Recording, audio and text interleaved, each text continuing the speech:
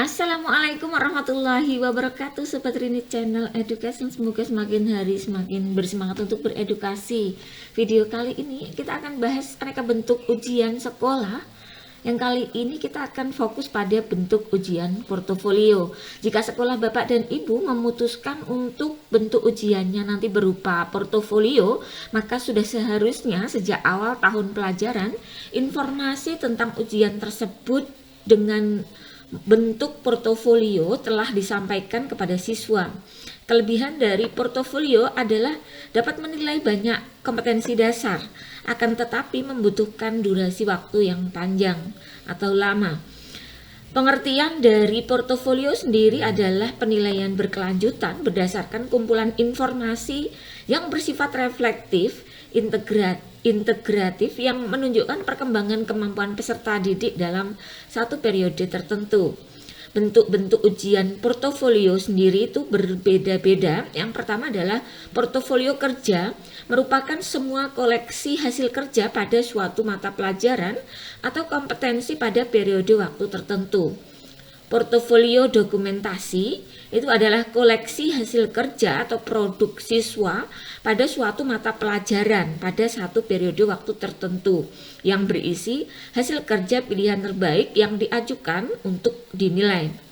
Yang ketiga adalah portofolio pilihan, itu berupa showcase portofolio yang digunakan untuk menunjukkan hasil terbaik yang digunakan oleh siswa suatu mata pelajaran atau kompetensi tertentu. Nah, fungsi dari ujian portofolio itu yang pertama adalah observasi sampel-sampel karya atau produk. Dua adalah analisis dan refleksi isi portofolio secara teratur. Yang ketiga adalah penyimpulan serta penilaian kemajuan siswa. Kompetensi yang diukur dalam ujian bentuk portofolio yang pertama adalah sikap, pengetahuan, dan keterampilannya. Guru perlu melakukan pemetaan dari standar kelulusan, kemudian SKL ya, dan KD-KD yang paling sesuai untuk diujikan dengan portofolio. Bahkan dimungkinkan portofolio siswa ini mencakup penilaian beberapa mata pelajaran sekaligus. Nah, langkah-langkah penilaian bentuk portofolio yang pertama adalah siswa mengumpulkan karyanya. Karya ini berupa hasil isian LKPD yang telah dikoreksi, hasil penilaian harian yang telah dikoreksi, hasil karya poster, tulisan, puisi, sertifikat hasil kegiatan atau lomba, dan lain-lain. Sekolah mengembangkan kisi-kisi dan instrumen berupa lembar instruksi penyusunan portofolio yang berisi perintah untuk menyeleksi karya berdasarkan kriteria tertentu, refleksi, dan kriteria penilaiannya. Sekolah mengomunikasikan ujian sekolah bentuk portofolio kepada orang tua, dilampiri instrumen tersebut. 3. Sekolah menyusun jadwal penyusunan portofolio. Dalam hal ini, jadwal siswa menyeleksi karyanya dan membuat refleksi terhadap karyanya. Sekolah melakukan pertemuan atau pameran portofolio dan penilaian. Nah, moda penyimpanannya, portofolio ini dapat disimpan dalam bentuk aslinya atau hard copy maupun dalam bentuk digital. Bentuk digital ini misalnya hasil pindai atau scan karyanya. Bentuk digital dapat disimpan dalam media penyimpanan, atau sekolah dapat membuat atau menentukan platform penyimpanan di awan atau cloud, misalnya Google Drive atau dengan cara yang lain. Pelibatan siswa dalam bentuk ujian portofolio dapat dilakukan dengan cara menginformasikan sejak awal, bahkan bisa sejak kelas 7 atau kelas awal ya, awal jenjang ya. Bahkan akan ada penilaian portofolio sebagai salah satu bentuk ujian sekolah siswa untuk mengumpulkan karyanya. Selanjutnya, pada periode ujian, siswa menyeleksi karyanya dan membuat refleksi diri siswa, kemudian memamerkan atau mempresentasikan karya portofolionya, dan guru membuat penilaian terhadap portofolio itu. Nah, contoh lembar instruksi pada pembuatan portofolio.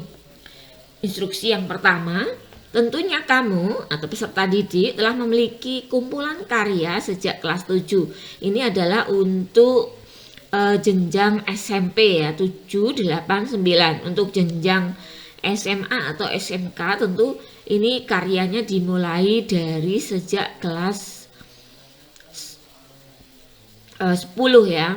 Nah, kemudian misalnya hasil LKPD yang telah dikoreksi, hasil penilaian harian, hasil penilaian tengah semester, hasil karya poster, tulisan, puisi, karya desain, resep, sertifikat, hasil kegiatan atau lomba dan lain-lain. Kemudian pilih 12 karya terbaikmu pada setiap mata pelajaran. IPA, IPS, prakarya dan lain-lain. Ini misalnya ya. Upayakan karya-karya tersebut mencakup karya di kelas 7, 8, 9 itu untuk jenjang SMP, dan untuk SMA itu di jenjang 10, 11, dan 12. Catatan tema portofolio ini karya terbaik mata pelajaran hanya contoh ya, ini hanya contoh, jadi artinya boleh dari beberapa mata pelajaran yang lain. Kelas tidak harus mulai kelas 7, jumlah bisa disesuaikan. Buatlah tulisan yang menunjukkan karya tentang apa pada tiap karya tersebut, kemampuan apa yang mencerminkan tiap karyamu, mengapa tiap karya itu karya terbaikmu, mengapa hal itu penting bagi dirimu. Susunlah portofoliomu secara rapi, menarik, diberi judul dan sistematika yang baik. Kamu akan dinilai dengan kriteria kualitas sampel karya terbaikmu, kemampuan yang ditunjukkan oleh karyamu, sistematika, kerapian, dan kemenarikan portofoliomu. Sebagai catatan, lembar instruksi dapat disusun sesuai karakteristik mapel masing-masing. Nah, untuk rubliknya, rubrik adalah panduan atau alat penskoran dalam penilaian yang dipergunakan untuk menilai kinerja peserta didik berdasarkan seperangkat kriteria tertentu. Nah, komponennya adalah karakteristik kerja, level kinerja, deskriptor atau uraian spesifik yang terkait dengan masing-masing kriteria dan level kinerja.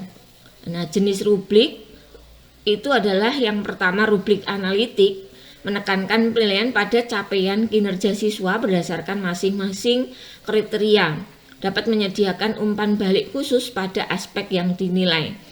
Contoh dari rubrik analitik misalnya, ini kita menilai kualitas sampel karyanya, apabila lengkap berkualitas mencerminkan karya yang terbaik, ini skornya 4, kurang 1 aspek itu 3, kurang 2 aspek, dan seterusnya. Nah, kriteria di sini sampelnya adalah kualitas sampel karya, kemampuan yang ditunjukkan oleh karya, sistematika kerapian, dan kemenarikan portofolio. Tulisan refleksi. Nah, refleksi ini mencakup karya tentang apa, kemampuan yang dicerminkan tiap karya, alasan sebagai karya terbaik, dan alasan itu penting bagi dirinya. Nah, ini. Kemudian, rubrik holistik ini menekankan penilaian capaian kinerja siswa berdasarkan lintas berbagai kriteria keseluruhan, dapat menyediakan umpan balik khusus pada aspek tunggal tertentu pada penilaian. Ini contohnya, skornya 4 apabila secara konsisten melakukan semua atau hampir semua hal-hal berikut: mengumpulkan semua sampel karya yang lengkap, berkualitas, mencerminkan karya terbaik, memilih karya sesuai kecakapan KD yang dipetakan, memadai sebagai sampel kemampuan dan mencerminkan kemampuan, menyusun portofolio secara sistematif, rapi, dan menarik, mampu melakukan refleksi yang mencakup karya tentang apa, kemampuan yang dicerminkan tiap karya, alasan sebagai karya terbaik, dan alasan hal itu penting bagi dirinya. Nah, ini merupakan harapan ya terbaik ya dari sebuah karya portofolio yang ditampilkan. Nah, untuk grade-grade di bawahnya kita melakukan penskoran dari 4, 3, 2, dan 1. Nah, ini nanti untuk lebih jelasnya Bapak dan Ibu bisa mendownload materi ini ya dan mempelajarinya lebih lanjut. Kemudian langkah-langkah penyusunan rubrik yaitu menetapkan tujuan untuk pengambilan nilai atau memberikan feedback untuk keduanya. menentukan jenis rubrik yang sesuai dengan tujuan, memperoleh umpan balik dan skor secara detail atau umpan balik yang luas, dan kinerja siswa secara keseluruhan, menentukan kriteria atau merefleksikan ekspektasi terkait capaian kinerja, ya, dapat diobservasi dan diukur. Kemudian penentuan rating scale, menetapkan berbagai level kinerja dan berapa banyak rating scale. Penentuan deskriptor dapat diobservasi dan diukur berbeda satu sama lain serta menunjukkan perkembangan atau kemajuan dari level kinerja yang lebih rendah sehingga level kinerja menjadi lebih tinggi. Nah, demikian Bapak dan Ibu uraian tentang ujian sekolah dalam bentuk portofolio. Semoga informasi sederhana ini bisa membantu Bapak dan Ibu ya.